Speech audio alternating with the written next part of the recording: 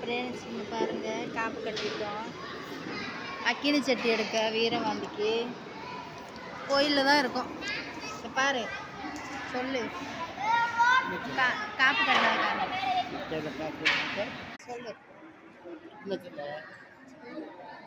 அக்கினி சட்டி எடுத்து காப்பை காமி எங்கள் வீரபாண்டிக்கு அம்மாவுக்கு காப்பையில் காப்பு கட்டியிருக்கான். திருவிழாவுக்கு அம்மாவுக்கு அக்கினி சட்டி எடுக்கிறாங்க. தேனி வீரபாண்டி கோயிலுக்கு வந்திருக்கான். இல்லையா சொல்லிட்டேன். இங்கே பாருங்கள் கோயில்.